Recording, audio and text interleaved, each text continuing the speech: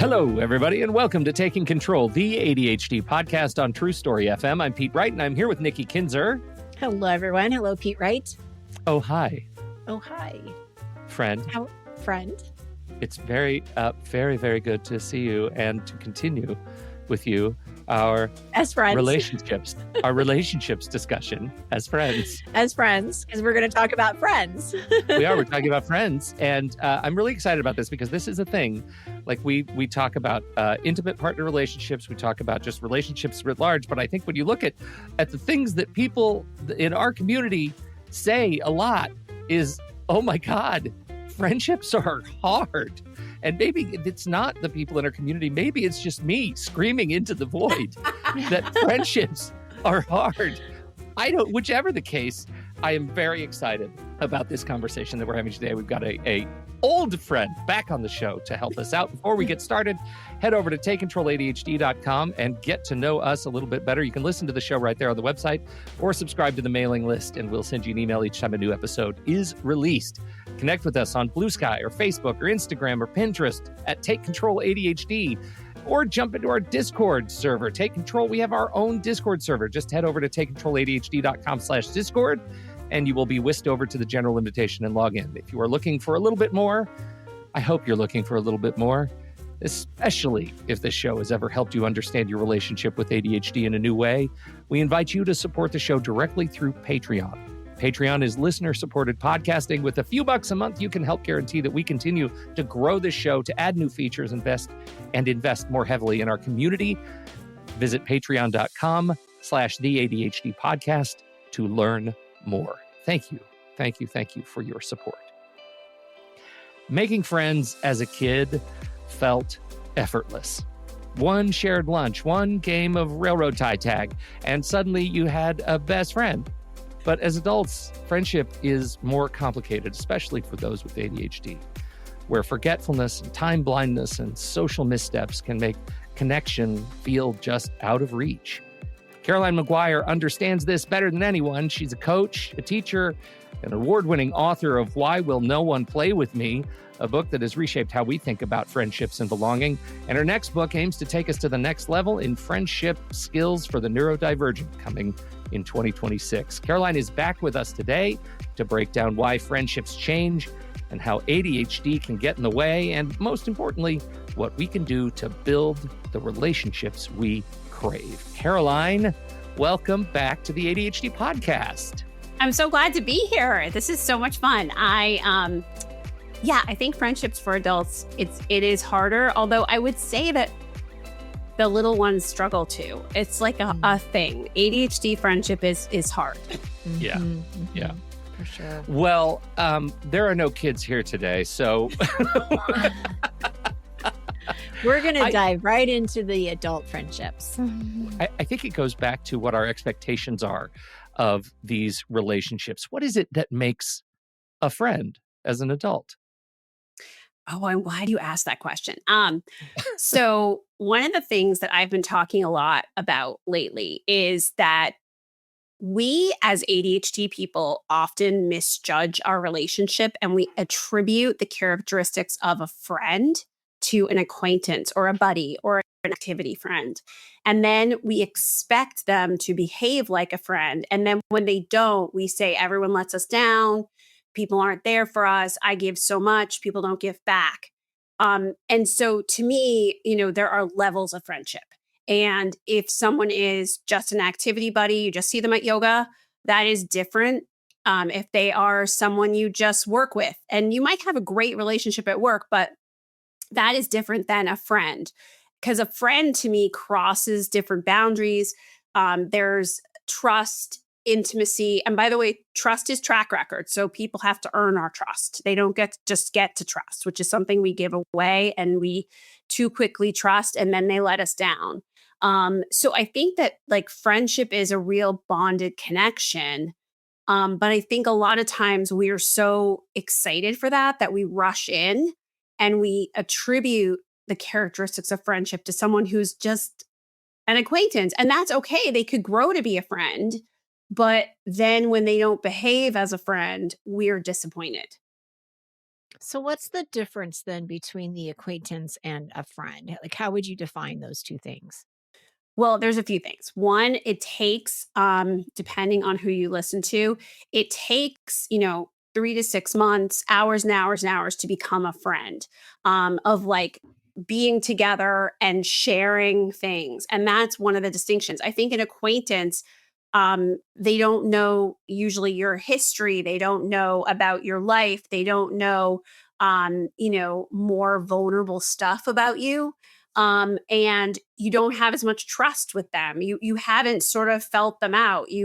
You're getting to know them. Whereas if someone is a friend, they've been to my house. They know more about me. Now we can have online friends, who aren't local, but I think even if you think about your online friends, like they know things about you, about your personality. It's more of a bonded relationship versus like Mhm. an acquaintance where it I wouldn't even just say it's superficial, but it's usually in a certain arena, and you don't have as much of that history, and you just haven't grown to the point where you could call them and say, like, I just had the most horrible interaction with my boss, and I'm like seriously worried about being fired, right? Because they'd be like, why are you calling me?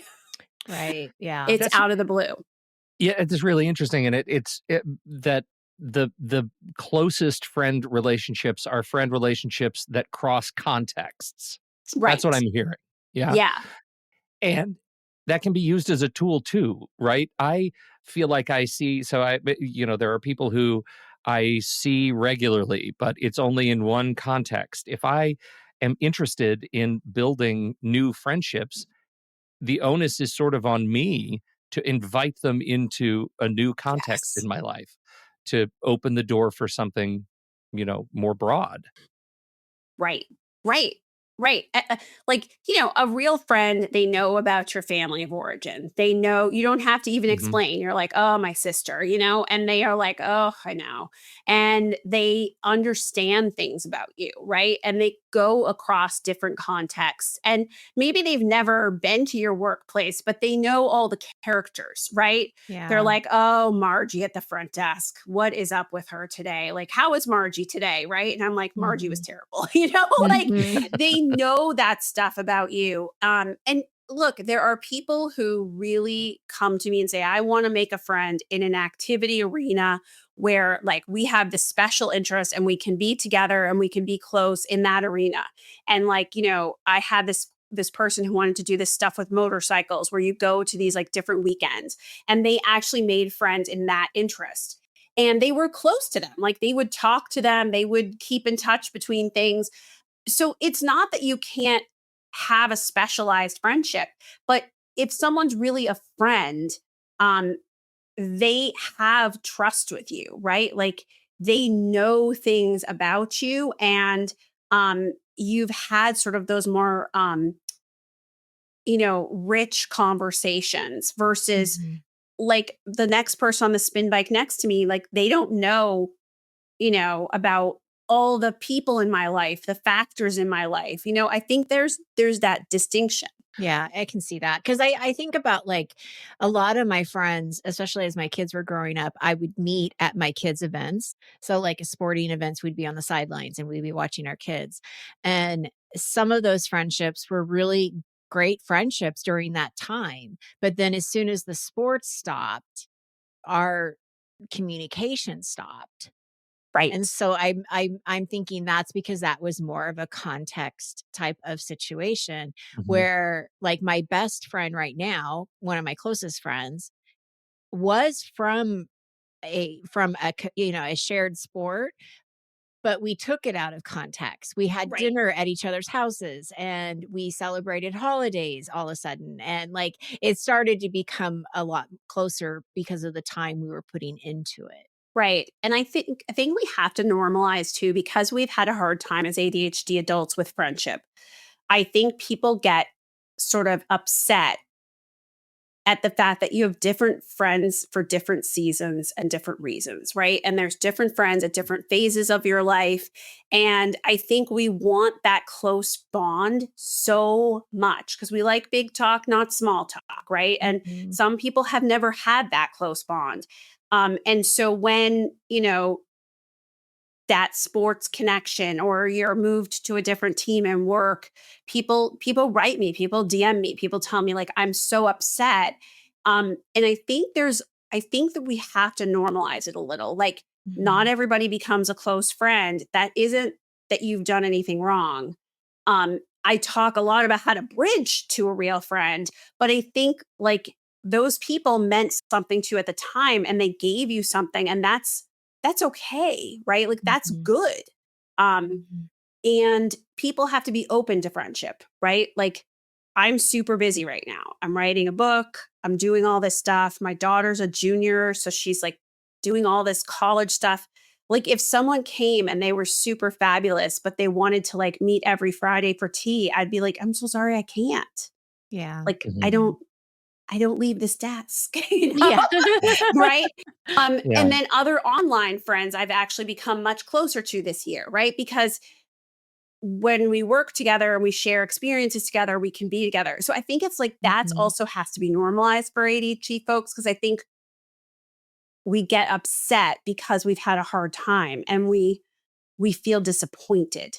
Mhm. Mhm. Yeah, I can see The, that. the things that get me that I find are triggering, right? You've said a couple of them Oh, I'm already, and sorry. I'm no, sorry, no, no. Pete. This is good. We need to peel back this particular onion. Um, the things that get me are one, different friends for different seasons. I find I perseverate on the long, slow march to losing a friend, right? Oh, When they transition from you're no longer a good friend, but you're an old friend, right? yeah. I don't spend I don't meet you for lunch every week. We're not on the phone all the time anymore because our lives have clearly gone in a different direction. I perseverate on that because I can't let go of I guess self-inflicted rejection that it feels like I did something wrong to lose this friendship, even though it was a mutual set of circumstances that leads us in a new direction. So that's number one. And number two is new friends. This is the other side. I meet a new friend and I'm almost these days terrified to invite them across different contexts because if things are good in this one context, why would I want to rock the boat and learn too much about them and find out that our ideologies aren't necessarily in alignment anymore? And maybe that's terrifying too. So I feel like I lose on both ends. And Pete has no friends And now except I for have no me. Oh friends. my That's it. God. Pete, Yeah. okay. I All right. feel Help me, okay. Caroline. Pete, I'm sorry to have said things that make you feel that way, but This here's the is thing. why you are here is to Okay. push me. Okay. Go. Let's reframe the old friends thing and let's be a little bit like here's the thing. People do sometimes you have phases when they're closer to you, phases when they're more distant from you. And I think one of the keys, and I know this is not easy for guys, is to say, like, hey, I loved it when we used to have dinner every week. I know that that's not possible now, right? But Yeah. you're one of my oldest friends and I love when we are in touch. And I think a litmus test for me is when you are in touch, does it feel really good? Right? And that's part of the sadness. It feels so good, right? Mhm. Yeah. Um, I think that there are people in life that if you're lucky enough, when you do get to see them, it's like magic. It's like no Mhm. time has passed. You don't have to explain any of your history. You can just be like, like I actually went and had, breakfast with a really close friend of mine. And she's like this with you, Pete. Like, I wish we could be together more, but she's got a lot going on. And Mhm. she started into a story about putting her mother-in-law, who I've known for a long time, into a nursing home. She didn't even go into any of the context. She was like, So you know so and so, and you know what she's like. So here's the story. Like, we know each other so well that she doesn't have to give me context like, oh, my mother-in-law is like this. She was just like, and here's the story of the day we moved in. And I was like, Yeah. oy vey, right? So I think that Pete, like, it's very natural to have that reaction. And I'm very into infrastructure because ADHD, it slips off our radar, we forget Mhm. things, whatever. And so it's like, maybe you're vulnerable and you say, I miss you. And like, what can we do? I don't care if it's, the family gets together 3 times a year and we take these, 3 Mondays that we have off a year and we get together. Like, how can we build that in so that you're not like, oh, because your fear that I'm hearing is it's going to become too long and then it's going to be gone. Well, and let me go ahead and drop another little friendship grenade in Okay. there. This is the part of this is the result of a divorce. Our dearest friends divorced, Oh, Yvette, I and hate that. maintaining dual friendships, it turns out, is really hard. It is really hard. It is really hard. My husband just went through this where friends of ours divorced. And I said, well, I'm not going to make a choice because I've known them both forever. Right. Yeah. And my husband didn't make a choice either. But then he found himself, and he's a very sweet, wonderful man, but not equipped for this. He found himself at different situations, like in the middle kind of thing. Yeah. And when he came home, he was like pale as a ghost. And he was like, I didn't anticipate. And I was like, oh, yeah, you have to separate church and state. Like, you have to keep Yeah. things very separate and whatever. So it is really hard. I'm so sympathetic to that. And I also don't like choosing. Like, I watched my parents have this happen where they were forced to make a choice and then they lost someone.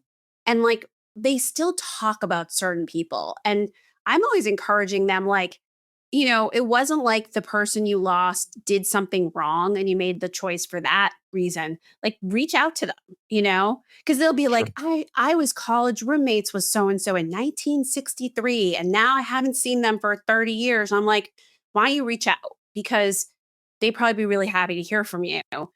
And they're in their 80s now, so how long are we doing Yeah. this? But I think there's that, Pete, and I think there's also just logistically with the executive function with ADHD that it takes to maintain those relationships.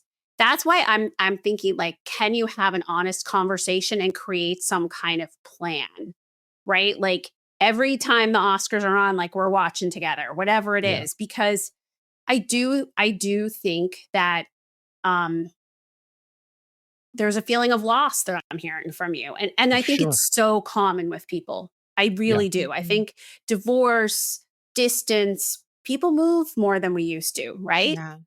Yeah. And Yeah. that can take a toll for sure. The Yeah. distance alone can make a difference. Yeah. Yeah. Well, and you said something that it feels like the elephant in the room, which is particularly with men. And as much as we don't love having hyper gendered conversations on the show, the fact is it's harder with adult men. Or I'll say I find it hard as an adult man to maintain close friendships in the same way that I did younger when I was younger, and I think that it is bad for my all my other relationships not to have friends.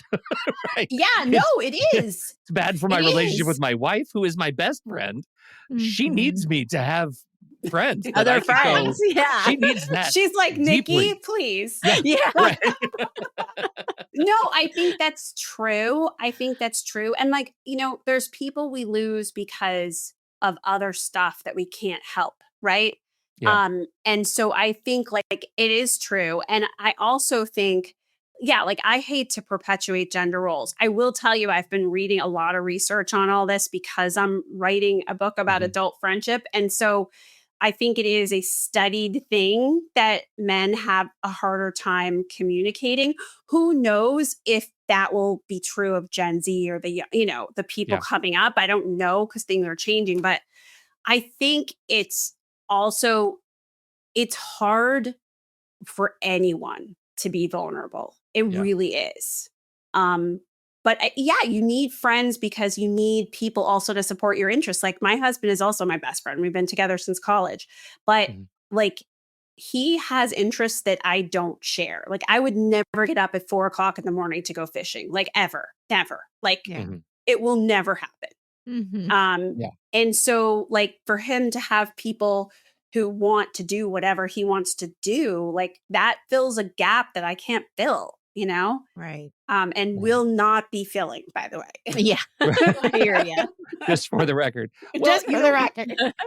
it's interesting. Like I had a crack about no kids being present earlier, but the transition from kid friendships to adult friendships is on my mind. Like I, it feels like it was easier to make friends as a kid, and that may not be true. That just may be my sort of sense memory of it, having survived, youth. Was it easier for me as a kid? You weren't there, but you study kids. Like what? I I mean, actually, ADHD kids are more lonely, and Yeah. ADHD kids don't tend to have friends. Like, and so I think it. I'm so happy it was easier for you, Pete. I'm Well, so my friends had happy. ADHD. Like it just, Oh, like there you go. yeah, But I think it is harder as an adult too, because I think we're more siloed, right? I think that we've lost something called the third place. So the third place was this idea that, every week in, past generations, you went to the bowling league, you went to church, you went to coffee shops, you went to these certain places. A lot of those places have disappeared. You went to a park bench and you saw certain people. A lot of those places have disappeared, and I've been talking a lot about bring back the third place, because mhm, it gives you, even if it just gives you acquaintances, which I know some of the audience members are going to be like DMing you like, we're not looking for acquaintances, ADHD people have enough acquaintances. I get it, but the thing is, you can't make friends just at your couch. So if you could, I'd have like a million friends, right? Because I'm mhm. like, oh, exhausted, end of the day, sit on the Mhm. couch, right? But it's like, if you go to certain places, if you explore your interests, if you, explore those special interests that you have, then you're going to have that thing that we need as adults, which is to be with people who are potential friends. Because that's what makes it hard, Pete, is that you when you were a kid, you had the neighborhood, or you had activities, you had a place to actually meet. Classroom, You had right? Right. school, Yeah. right? Yeah, Yeah. But I'm yeah. curious when you say that ADHD kids are a lot of them are lonely and don't have as many friends. So my daughter who has ADHD definitely has struggled with some friendships, especially in high school. Um, where does that come from? Like, why is that an issue more for ADHDers? I think that, so I'm quoting one literature review study that said that 56% of ADHD kids have a social skills challenge. And so those challenges can be impulsivity, and it's kind of a stereotype. It can be not reading the room. It can Mhm. be, we have more conflict in friendships. That's actually studied for children. They don't always do these studies for adults, which is like frustrating, but just extrapolating.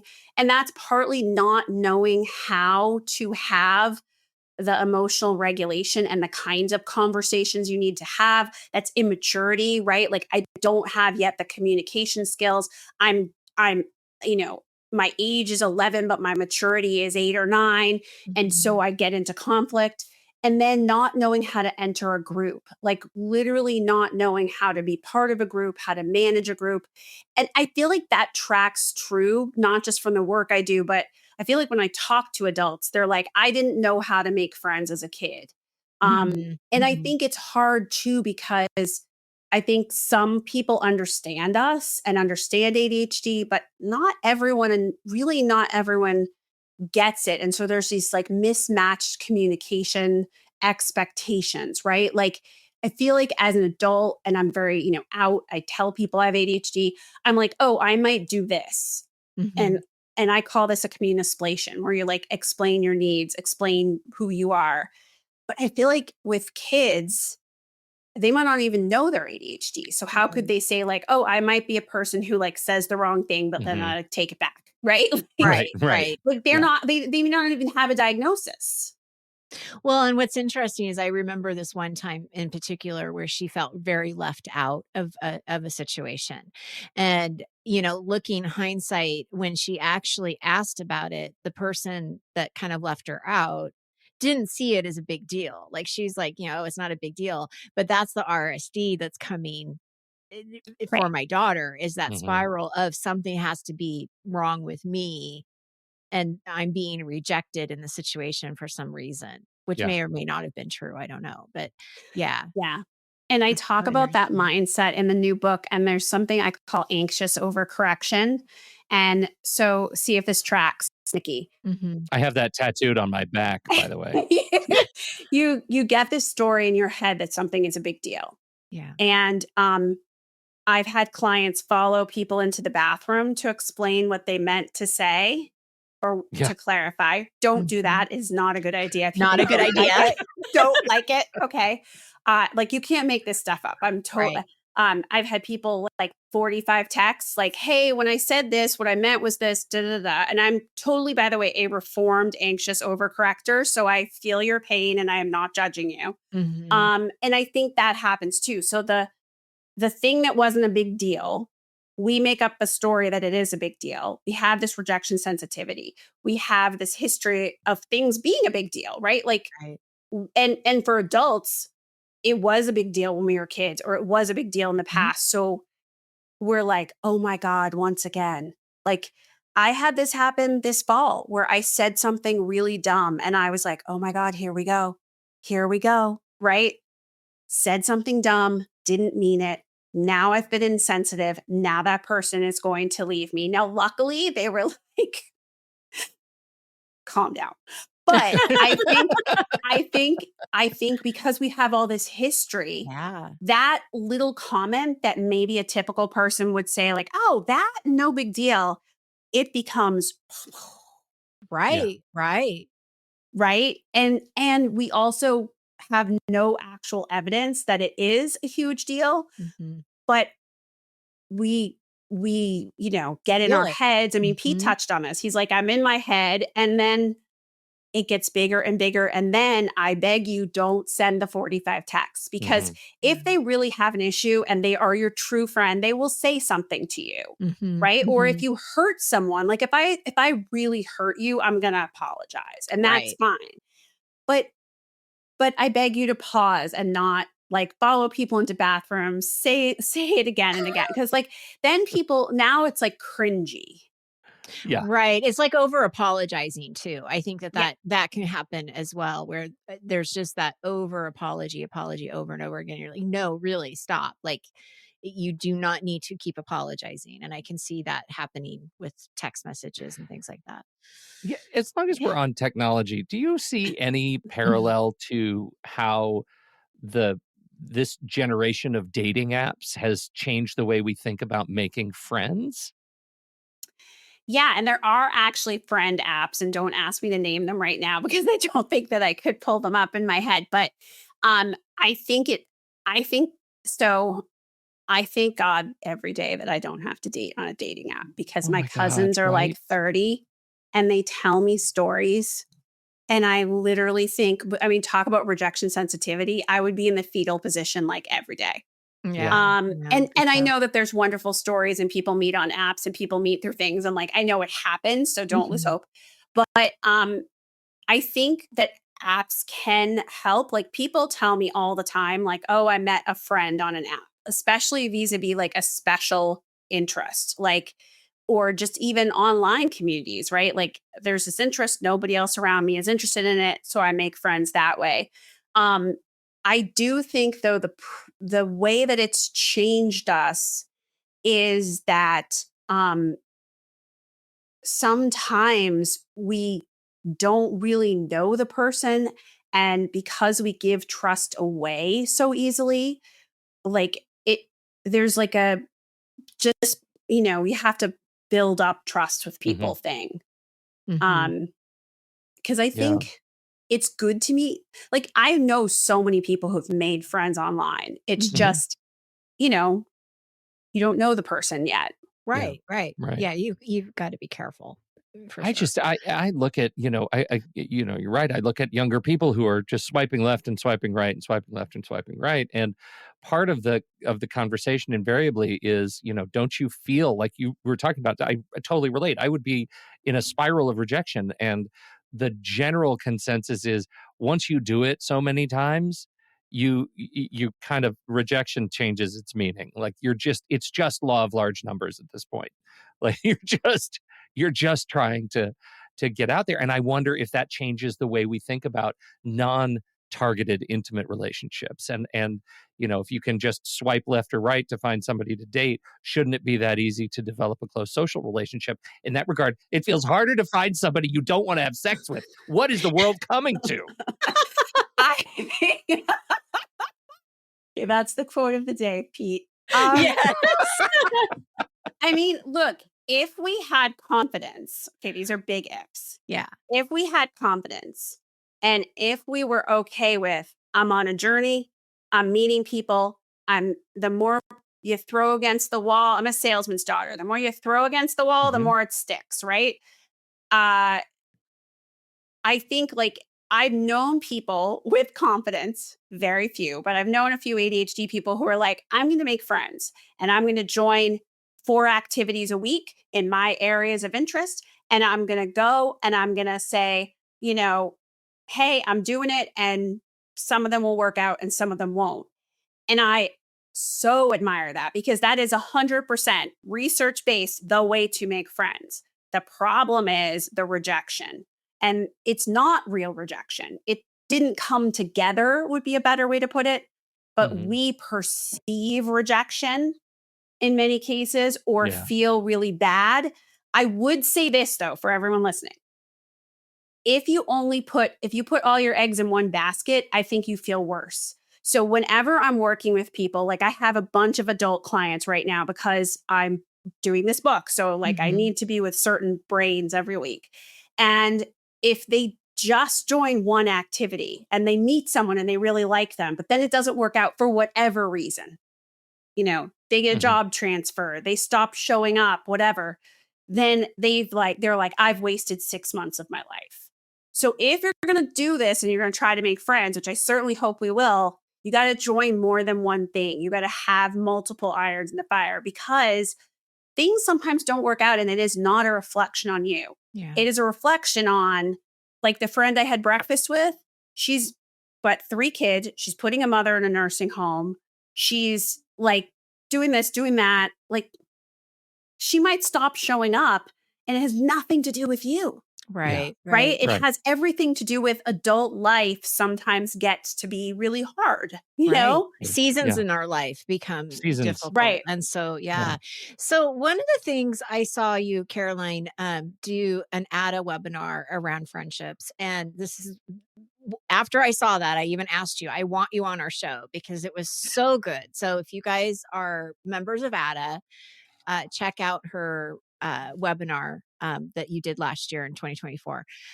One of the things I loved about it so much, and I really want to touch on here, is that you talk about the issues about friendships and adults and all of the ways that ADHD gets involved in it. But you're also brilliant at here are some things you can do. Here are some solutions. Here are some actual like role modeling, practice things. Can we talk about some of that? Like the person that's listening to this and they want to meet their next friend. How do you help them in doing that? Okay. There's a formula. Okay. This is my little formula. Okay. This is based on. I was told there would be no math. There was no math. Pete, when I tell you, I can't do my 4th graders math. So do not worry. Like I can't do it. And by the way, I was always like, oh, I know my times table so well. I'm helping him. I don't. Like I don't know my times tables that well. So just to be full disclosure. No, here's what I've come up with. High interest. Interest is key. Interest is our fuel. Interest is what gets us going, right? So high interest activities with high engagement, right? So if you do certain things, like let's say you join a Dungeons and Dragons club online, or you go and you are making houses for Habitat for Humanity or something.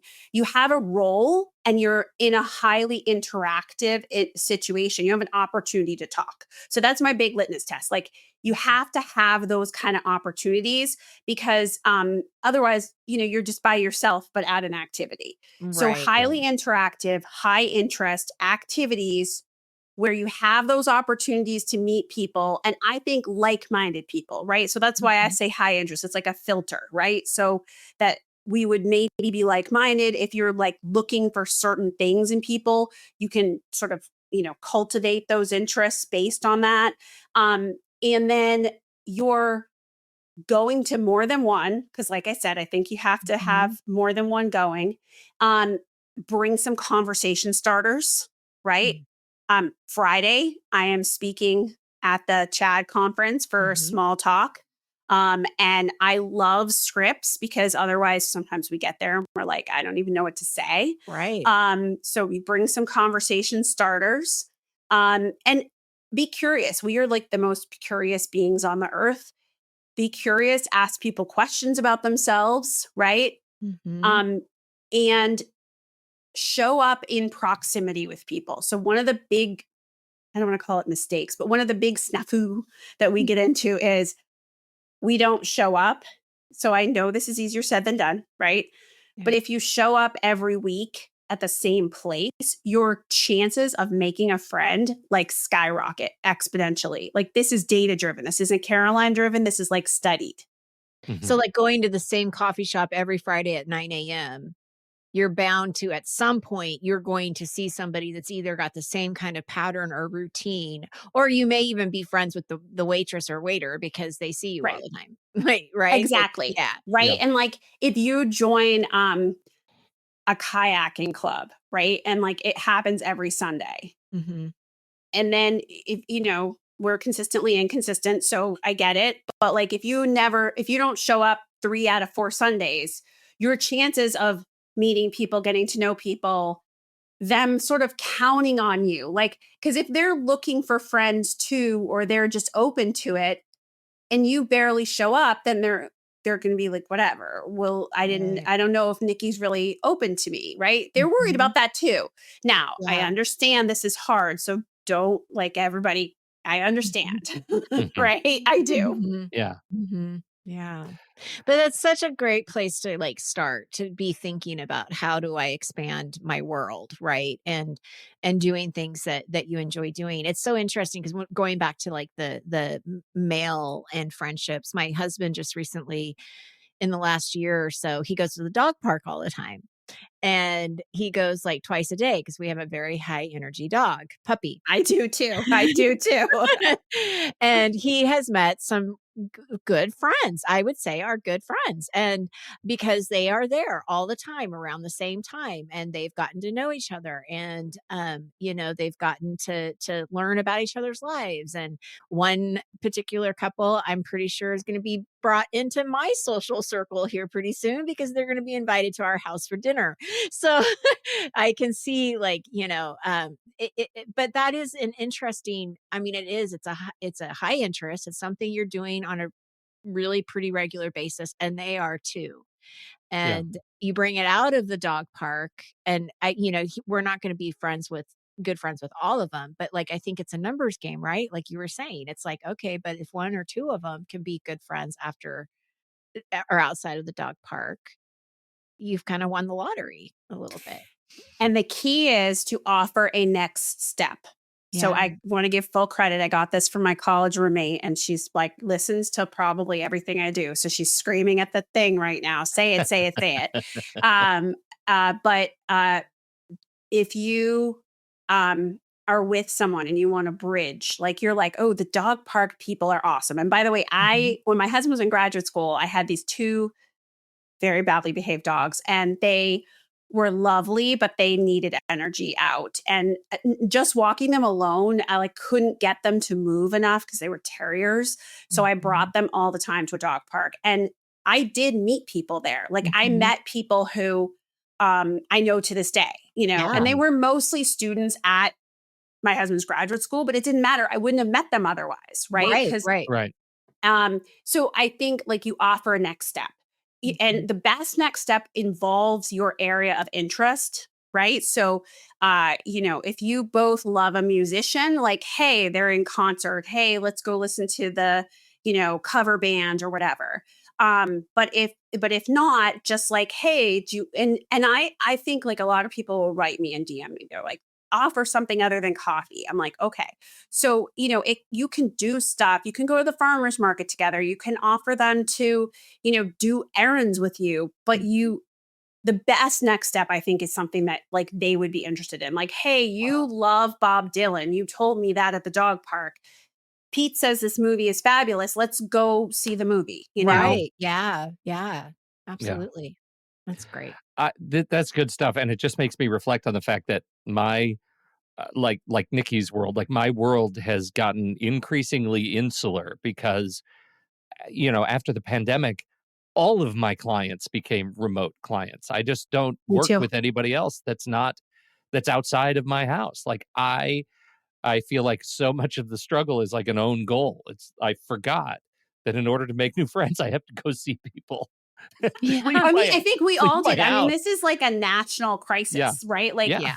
and an international crisis. Like, this isn't just Pete. This isn't just Yeah. Caroline. Like, people have said that they don't go as many places. They don't do as many things.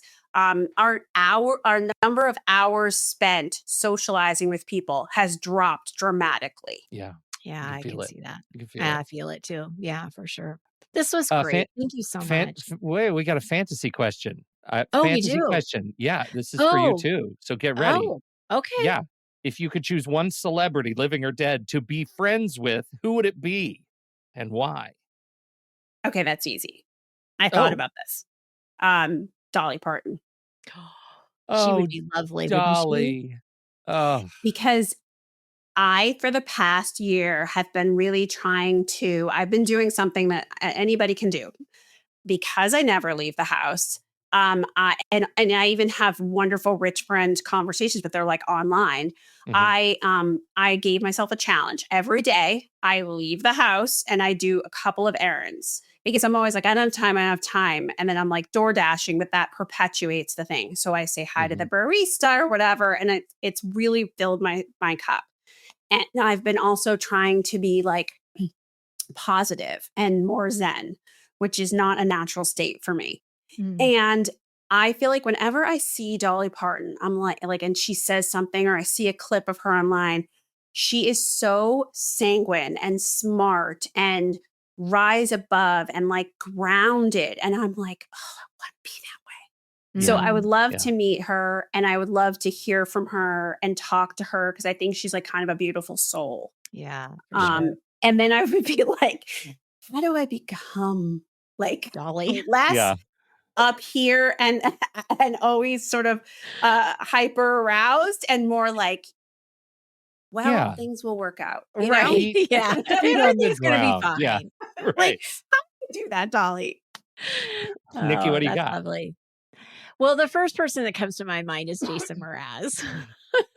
I And mean, we've Google Maps stalked I Jason know where Mraz. he lives in Yeah. San Right. Diego. Yes. Oh. I stalked him. I was going to be in San Diego and I was wondering I wonder where he lives in San Diego. Uh, we figured it out. No, but the reason is because he's an inspiration to me for his music, right? He's so positive, he's so optimistic, he's very laid back. I think I would love to have an evening where he just brings his guitar and just starts singing and telling me like the origins of his songs and like where they came from and like why he wrote what he did. And I just think it would be a really interesting conversation and he'd be fun to hang out with. Yeah. Yeah, I will come to Totally. that meeting if you let Right? me come. Right. Yeah. Yeah. Be great. What about you, Pete? For me, it's the funny people. Like I would love to have a good hang with like Colin Jost or Andy Samberg or John Mhm. Mulaney, right? Like I just think Mhm. that would be Amazing. And You'd be there, I do have hilarious, a, for sure. I do have a list of people that is titled Pete's best friends who haven't met him yet. And they're all on that list. That's And great. so, like, it's not like I'm not aspirational about having more strong friendships. I list things like Yeah. it's I like this close really- to having washi tape on it. I'm so I so, feel like it's so I empowering. see in the future like a board with yarn connecting each of the things, and I want to You caution think I'm you gonna not to get do a that. murder board Yeah. to track my aspirational friendships? I wrote it down. Oh my God, Caroline, you're the best. Thank you so much for being here. Where do you want us to send people to learn more about what you're up to? I would love to have you send people to my Instagram. I am doing a ton, author Caroline M.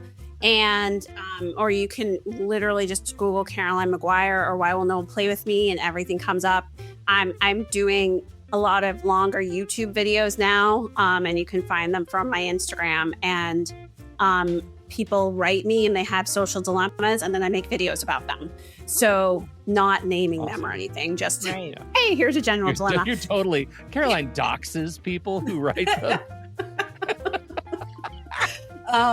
But I definitely, if you have a dilemma, let me know, and I will give you my advice. That's awesome. I love it. I love that. I love it. Well, thank you so much for being here. Everybody, check the show notes for all of those links. We'll put them in there, nestled right there underneath this podcast. I don't know, swipe up or swipe to the side. It's going to be great, whichever way you swipe. And you're going to learn more. And thank you, everybody, for being here. We appreciate your time and your attention. On behalf of Caroline Maguire and, Nikki Kinzer, my dear friend, Nikki Kinzer, I'm Pete Wright. And we'll see you next week right here on Taking Control, the ADHD podcast.